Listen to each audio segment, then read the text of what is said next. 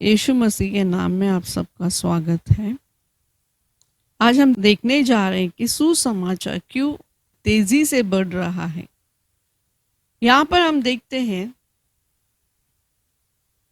प्रकाशित वाक्य 18:1 में, इसके बाद मैंने एक स्वर्गदूत को स्वर्ग से उतरते देखा, जिसे बड़ा अधिकार प्राप्त था और पृथ्वी उसके तेज से चमक उठी।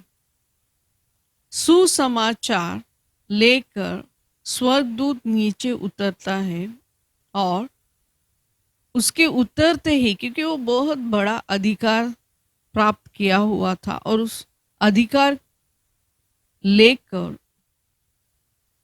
पृथ्वी पर आ पहुंचा। जैसे ये हम देखते हैं यहाँ पर जिस तरह स्वर्गदूत उतरता है तो उसके उतरने से तेज पैदा होता है और तेज से चमक उठा धरती। We see the earth is illuminated with the glory of the Lord। और हम देखते हैं यीशु समाचार जब लेकर आया है तो हम आज एकदम डीपर देखने जा रहे हैं। अभी जैसे सुसमाचार हमें मिलता है तो हम देखते हैं उस दिन के निकट है जहां पर सुसमाचार पूर्ण हो रहा है और ग्रेस, हमें ग्रेस मिलता है। अभी जेनेसिस 6:8 में हम देखते हैं, we found grace in the eyes of his sight. और हम इसे रोमियो में पूरे होते हुए देखते हैं, जैसे कि यीशु हमारे अनुग्रह और वरदान है, यानी कि गिफ्ट है। आपके घर पर सुसमाचार प्रवेश हुआ मतलब यीशु का अनुग्रह आया है। आप समझ सकते हैं आप किस तरह के अनुग्रह से भरे हुए हैं। जब हम देखते हैं आजू बाजू में तो दुनिया में हम देखते हैं, हमारे निकट वालों को हम देखते हैं तो हम एकदम स्पेशल ट्रेजर रहते हैं, क्योंकि because of the grace which we have received, वो अनुग्रह पाने की वजह से हम अलग दिखते हैं। उनसे हम कंपेयर करेंगे तो हम अलग ही दिखते हैं। सो आप पिता परमेश्वर का अनुग्रह को किस तरह महसूस करते हैं? जब आप अपने आप को कंपेयर करते हैं वर्ल्ड से तो हम एकदम यूनिक ही रहते हैं, उनसे अलग दिखते हैं, क्योंकि हमारे ऊपर गॉड का ग्रेस है, अनुग्रह है। हालेलुया। अभी हम देखते हैं कि मिड एयर में स्वर्गदूत, मतलब आकाश के बीच में 3 प्रकार के स्वर्गदूत दिखते हैं। वो 3 प्रकार के स्वर्गदूत, एक तो सुसमाचार लेकर उड़ता है, दूसरा हम देखते हैं कि बाबिलोन गिर पड़ा है यह प्रोक्लेम करके दूसरा स्वर्गदूत जाता है। तीसरा स्वर्गदूत हम देखते हैं कि उस राज्य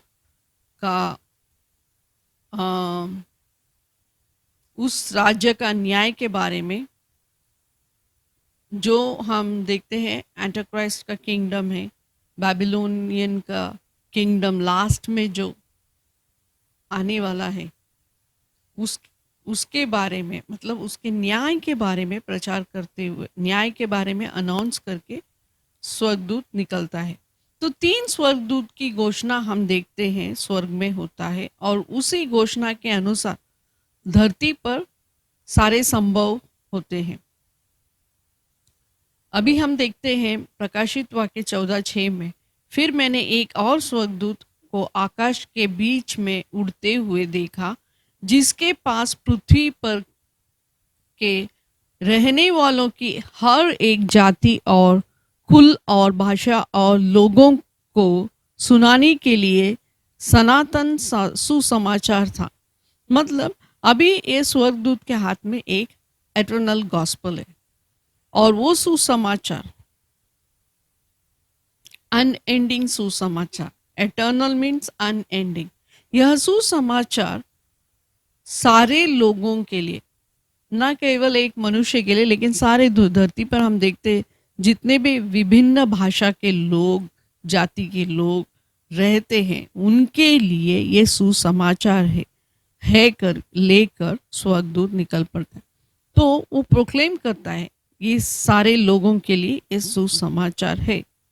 और हम देखते हैं दूसरा अनाउंसमेंट, जैसे हम सुसमाचार प्राप्त करते हैं, मतलब उसमें ही हम देखते हैं न्याय रहता है, पिता परमेश्वर का न्याय आता है। हम देखते हैं प्रकाशित वाक्य 14:7 में उसने बड़े शब्द से कहा, परमेश्वर से डरो और उसकी महिमा करो, क्योंकि उसके न्याय करने का समय आ पहुंचा है, और उसका भजन करो जिसने स्वर्ग और पृथ्वी और समुद्र और जल के सोते बनाए। मतलब अभी ये जो सारे जाति के लिए ये पुस्तक रखा है देवदूत ने, और वो लेकर चल पड़ा है और अनाउंसमेंट करता है कि उसका समय आ चुका है। जिस समय के लिए हम वेट करें वो समय आ चुका है। स्वर्ग धरती आकाश जिसने बनाया है उसकी आप वर्शिप करो। You just start to worship the God who created all things because the time has come करके बताता है। अभी हम यहाँ पे देखते हैं सुसमाचार के साथ न्याय प्रवेश होगा। जब यीशु को अपनाते हैं हमारे जीवन में, जब हम गॉस्पेल सुनते हैं, तो हमारे जीवन में एक परिवर्तन दिखता है, और इस परिवर्तन के साथ हम पूर्ण तरह से तैयारी हो जाते हैं अपने उस घर के ओर जाने के लिए, स्वर्ग में जाने के लिए हम तैयार हो जाते हैं, क्योंकि we are fully develop like the 5 virgins. हम देखते हैं 5 कुंवारी के बारे में लिखा गया है, जिस तरह ये 5 कुंवारी के तरह हम बिना कोई दाग धब्बा हमारे जीवन में लगे, हम स्वर्ग की ओर हमारी जर्नी बढ़ रही है। हालेलुया। अगर यीशु का आगमन निकट आ रहा है, तभी जब यीशु तुरंत आ जाता है, तब हम बिना दिया के और बिना तेल के न रहे, लाइक एन अनप्रिपेयर्ड। देखते हैं कि सुसमाचार के साथ न्याय प्रवेश हो रहा है। तो अभी हम देखते हैं कि 5 कुंवारी लोग, जैसे अगर यीशु आ रहे हैं, दूसरा आगमन हो रहा है, तभी हम जाके किसी से पूछना नहीं है कि मुझे मेरा दिया जलाने के लिए मुझे आप दे दीजिए, तेल देना, ऐसा करके नहीं हमें मांगना चाहिए। यानी कि हम रिजेक्टेड वन है, पूरी तरह से हम तैयार नहीं हैं। और हम देखते हैं कि ये 7 साल कठिन साल होगा। जैसे हम देखते हैं कि ग्रेट ट्रिबुलेशन के टाइम में, महासंकट के समय में, हम देखते हैं कि 7 साल दिया गया है। वो 7 आखिरी साल में महाक्लेश का आरंभ होगा। पहले 3.5 वर्ष तक हम सुसमाचार प्राप्त करेंगे, लेकिन अंत के बचा हुआ 3.5 साल तक हमें सुसमाचार नहीं मिलेगा। हम यहाँ पर देखते हैं कि इस 7 साल के महाकलेश का साल विल्डरनेस कहलाता है, जहाँ पर कुछ उत्पन्न नहीं होता है। अभी हम देखते हैं रेगिस्तान में, हम देखते हैं कि बिल्कुल कुछ भी नहीं होता है। अभी प्रकाशित वाक्य 17:8 में एक स्त्री को हम देखते हैं। स्त्री को जंगल में देखा है, अभी हम प्रकाशित वाक्य 17:8 में देखते हैं कि यूहन्ना देखता है, एक स्त्री को देखता है जो बेबीलोन रहता है। तो वो स्त्री को जंगल में देखा है करके लिखा गया है, लेकिन असलियत में जंगल नहीं है, उसको विल्डरनेस कहा गया है। Wilderness means drought, the place where only sand is there, no growth और no green leaves are seen. तो हम प्रकाशित वाक्य 12:6 और 4 में, सॉरी 12:6 में, और इसमें भी हम इसी स्त्री को देखते हैं कि जो विल्डरनेस में जाती है। तो महाक्लेश का आरंभ इसी तरह होता है। तो आरंभ के इस वर्ष में सुसमाचार की घोषणा होगी, लेकिन वह भी एकदम ही कठिन समय में होगा। हम देखते हैं कि इस बदलाव को दुनिया किस तरह बिगड़ चुकी है।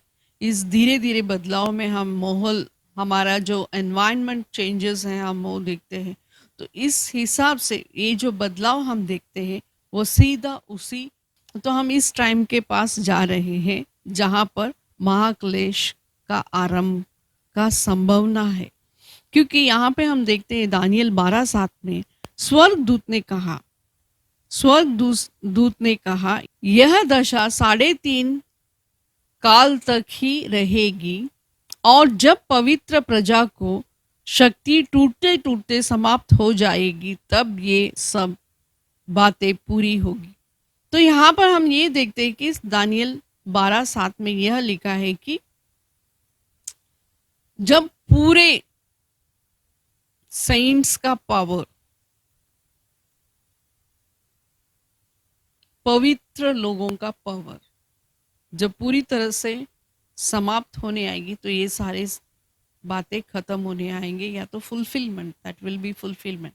और दानियल 12:12 में भी यह कहा गया है कि धन्य है वो जो धीरज धरकर 1335 दिन के अंत तक भी पहुंचे।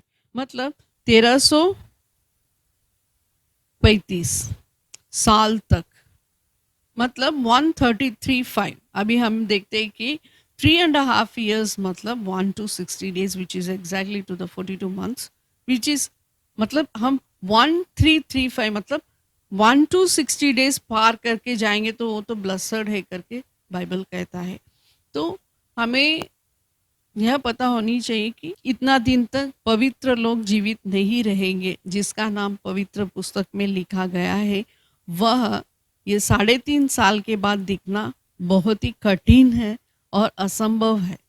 तो हम ये देखते हैं कि दुनिया में किस तरह के बदलाव हो रहा है। चीन में अब अगर हम देखते हैं तो वहाँ की बदलाव क्या है कि वहाँ पे जो कम्युनिस्ट पार्टी राज्य कर रही है, बाइबल में बहुत सारे बदलाव लेकर आ रहे हैं, बाइबल को निकाल रहे हैं, और वहाँ पर लोगों को बाइबल नहीं मिल रहा है। अभी प्रकाशित वाक्य पूर्ण तरह से बाइबल में से निकाल दिया गया है। वही नहीं, केवल वही नहीं, लेकिन और भी हम देखते हैं कि ये जो कम्युनिस्ट पार्टी है, ये लोग हमारे एक एक पैसेज को लेके चेंजेस कर रहे हैं। अभी हम देखते हैं यूहन्ना 8 में इन्होंने चेंज किया है। सितंबर 2020 में एक बदलाव लेके आए। क्या बदलाव? कि पूर्ण तरह से ये लोग चेंज कर रहे हैं। मतलब बाइबल के जो पैसेजेस है, अभी ये बाइबल हमें किस तरह प्राप्त हुआ है, हम देखते हैं कि सेंट्स लोग, जो पवित्र आत्मा से भरे हुए लोग, प्रभु के हम स्पिरिटफुल मैन, जो वे ही लोगों ने इसका लिखित किया है, उन्होंने ये बाइबल लिखा है। तो गॉडली अनॉइंटेड पीपल ने जो ये बाइबल को लिखा है, हम देखते हैं कि इस बाइबल को उन्होंने लिखा है, लेकिन अभी बदलाव हो रहा है। अभी हम इसे देखते हैं चीन के जो कम्युनिस्ट पार्टी लोग हैं, वे लोग ये चेंजेस कर रहे हैं। और उसमें से यूहन्ना 8 में यह पैसेज है, वो पैसेज ये कहता है कि एक स्त्री व्यभिचार में पकड़ी जा रही है, और उस स्त्री जब पकड़ी जाती है तो सब लोग पत्थर लेके आते हैं पथराव करने के लिए, लेकिन यीशु कुछ भी नहीं कहते, ज़मीन में देखकर लिखते हैं और कहते हैं कि जिसने पाप किया है वो उस पर पथराव करे। और जब यीशु ने ऐसा कहा कि जिसने भी पाप नहीं किया होगा तो उस स्त्री पर पथराव करें। लेकिन हम देखते हैं कि सभी ने पाप कर चुके थे, तो सब पत्थर को नीचे डालकर निकल पड़े। लेकिन यहाँ पर हम देखते हैं कि चीन में ये वाक्य को अलग तरीके से बदले। जैसे कि यीशु बोलते हैं कि यीशु ने कहा कि उस यीशु ने पत्थर उठा के स्वयं उस स्त्री को मारा और कहा कि मैं भी पाप करूंगा। अभी ये कितना गलत, ये कितना रॉन्ग इंटरप्रिटेशंस है, अपना खुद का वर्डिंग्स डालता है। क्यों चीना ऐसा कर रहा है? China why China is doing like that? क्योंकि उन्हें डर है कि चीन के अंदर उनके राज्य उनके कब्जा में आ रहा है, उनके कब्जे से बाहर न निकल पड़े। तो वो निकलने के लिए संभव है। अगर बाइबल का ये जो वर्सेस है ये लोग पढ़ेंगे, इसमें का जो पैसेजेस पढ़ेंगे, तो उनमें बदलाव आ रहा है। अगर हम देखते हैं 70 साल के 70 साल के आदि हम देखते हैं तो 1 मिलियन मतलब करीब 10 लाख के लोग विश्वासी थे। अगर हम 70 साल के बाद इस कम्युनिस्ट पार्टी के अंडर 70 साल 70 इयर्स ये चीन का राज्य जब चला, तभी इन लोग इतना रुकावट किए कि यीशु का सुसमाचार फैलाने वालों को प्रोसिक्यूट किया गया है, सब लोगों को जेल में जाना पड़ा। लेकिन इतना ये लोग कर रहे तो भी हम देखते हैं कि हम यहाँ पर देखते हैं कि 100 से भी ज्यादा करोड़ों लोग यीशु को अपनाए। मतलब गॉड का सुसमाचार कोई भी नहीं रुका सकता है। So it is how much it is very against the Lord, the gospel which God gave to his children, and God is saying don't change it.